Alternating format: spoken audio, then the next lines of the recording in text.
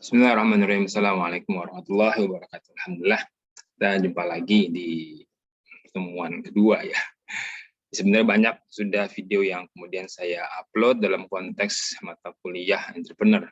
Dan memang kekinian menarik karena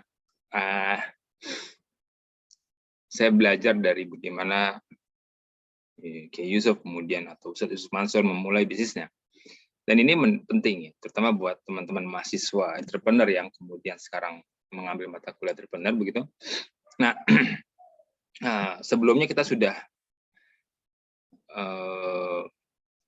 men-setting bisnis yang sendiri, kemudian bisnis yang berkelompok begitu. Dan saya kemudian menyampaikan bahwa ide-ide bisnis itu penting untuk kemudian bisa kita realisasikan. Penting untuk kita bisa wujudkan. Minimal kita punya pengalaman bagaimana kita memulai suatu bisnis. Nah, dan ternyata ada karakter pebisnis atau karakter entrepreneur itu yang selain di awal-awal kuliah saya sampaikan begitu ya. Dan ternyata yang menarik adalah belajar dari banyak sekali orang-orang yang punya ide-ide besar, maka begitulah pula kemudian bisnis kita harus di-develop. Coba kita lihat yang berikutnya. Oke, ini saya coba share screen. Nah, ini dia. Jadi berawal dari sebuah ide jualan kan ya. Segala sesuatu itu awalnya ide. Nah, termasuk Ustadz Yusuf Mansur begitu. Jika kemudian punya ide, maka ide ini awalnya kan di dalam diri sendiri gitu ya. Kemudian difikirkanlah kemudian apakah ini menarik atau tidak. Ya, teman-teman yang coba berusaha jualan. Kemarin itu ngajuin proposal tentang pisang, ya, pisang goreng. Kemudian dia juga ngajuin tentang handicraft gitu ya. Nah, ide ini kemudian muncul baik secara personal maupun secara kelompok grup. Ya. Nah, setelah kemudian itu muncul dari secara personal maupun secara grup, itu terus kemudian yang kedua nih, diimani. Ya, seperti tahu bahwa iman itu tidak cuma sekedar yakin dalam hati, tapi juga dia diucapkan dengan lisan dan ditujukan dengan perbuatan. Itu iman.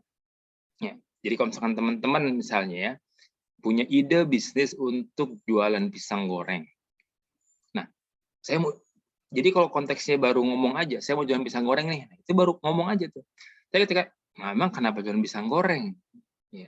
Mulai tuh dalam hatinya berpikir, wih kenapa ya? Nah itu berarti kurang kuat tuh, belum yakin. Kalau misalnya dia sudah masuk dalam konteks iman, gitu ya, maka kemudian dia mulutnya yakin, mulutnya terucap, saya mau bisnis pisang goreng, hatinya yakin, kemudian dia juga bergerak dalam konteks bagaimana mewujudkan bisnis pisang gorengnya. Nah, setelah itu baru kemudian dia masuk poin yang kedua, ketiga, bagaimana ide itu, bisnis itu kemudian disebarkan. Ya, di campaign gitu, dijual kan lebih kurang begitu ya. Dijual, ya dijual. Ya. Maka kalau teman-teman lihat bagaimana banyak orang-orang besar begitu ya, dengan idenya muncul, kemudian dia bergerak, ya, kemudian dia melakukan sebuah eksekusi, disebarkan. Kalau misalkan itu konteksnya adalah pemikiran, disebarkan pemikirannya.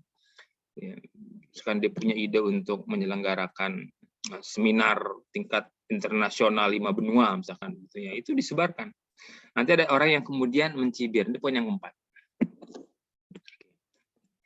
Ada yang mau ikut, ada yang positif, ada yang negatif, wajar, namanya juga bisnis gitu ya.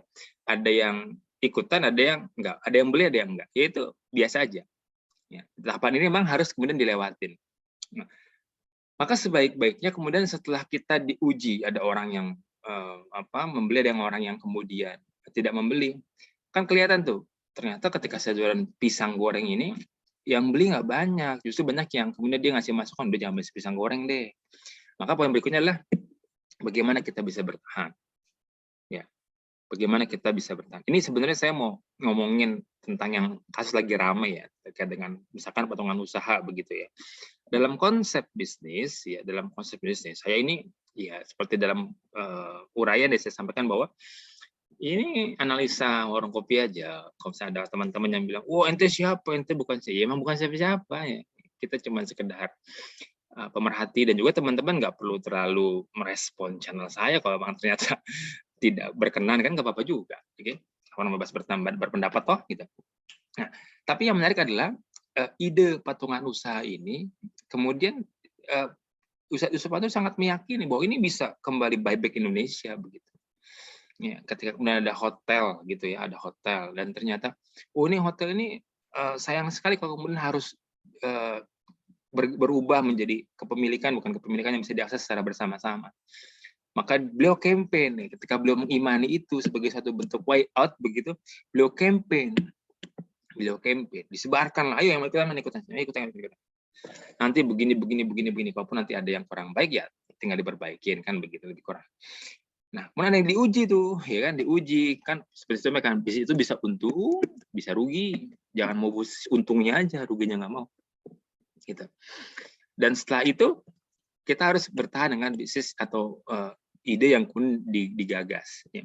Dalam konsep yang kemarin, dalam konteks patungan usaha yang sponsor itu kemudian gawangi, bisa dilihat bahwa ternyata beliau survive, udah pokoknya saya sebisa mungkin saya pertahankan. Itu bagian dari bagaimana idealisme dari orang-orang yang punya ide dan itu berjalan, dan memang akhirnya begitu ya. Misalkan yang jualan KFC begitu ya, John Sanders kan juga tidak langsung kemudian berhasil. Jack Ma ketika dia propose dia langsung berhasil, ya. Kemudian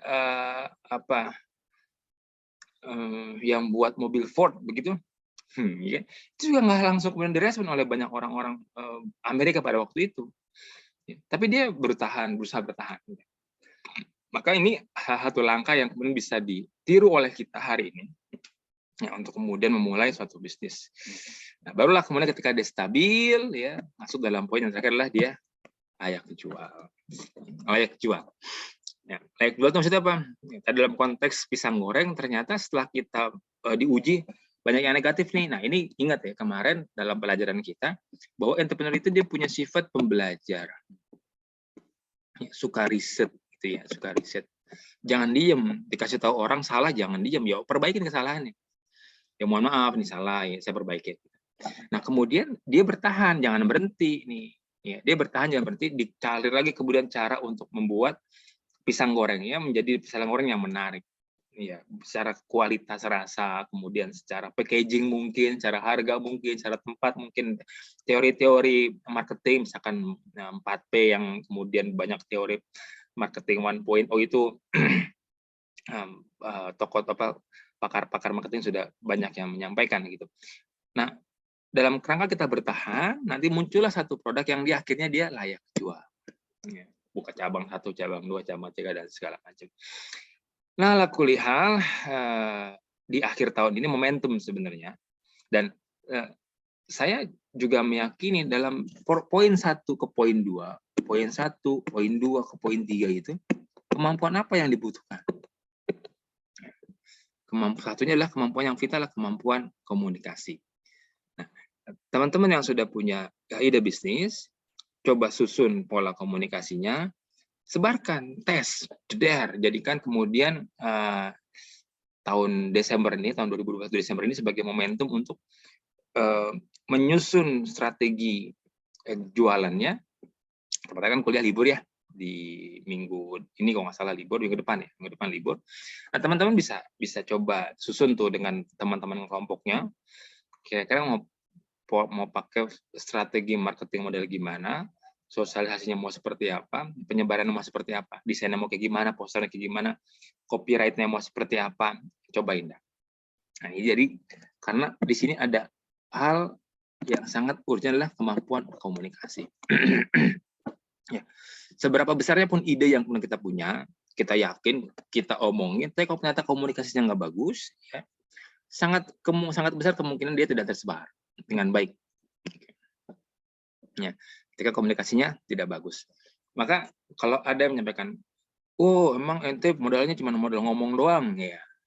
Ya memang Allah menakdirkan kita semua itu punya kemampuan yang berbeda-beda. Maka kemudian perlu kolaborasi. Ada yang orang jago ngomong, ya, orang marketing misalkan, ada orang jago produksi, ya, maka dia fokus ke arah produksi. Ada orang jago ngatur duit, boleh juga. Ya. para sahabat kan juga ciptakan tuh bermacam-macam. Ada orang yang jago berantem ya, ada orang yang jago strategi, ada orang jago bisnis, ada orang yang paling sabar gitu, ada orang pengusaha, ada macam-macam. Oke, jadi kalau kemudian hari ini teman-teman nggak punya semua skill, emang kita nggak mungkin juga punya semua skill. Ya, tapi kita bisa mengajak orang yang punya skill itu untuk gabung bersama dengan kita berkolaborasi, membuat suatu ide dalam bisnis dan merealisasikannya. Semoga bermanfaat. Kita jumpa lagi dengan pertemuan berikutnya. Dan bagi sahabat-sahabat yang sudah merancang bisnis, jangan didiemin.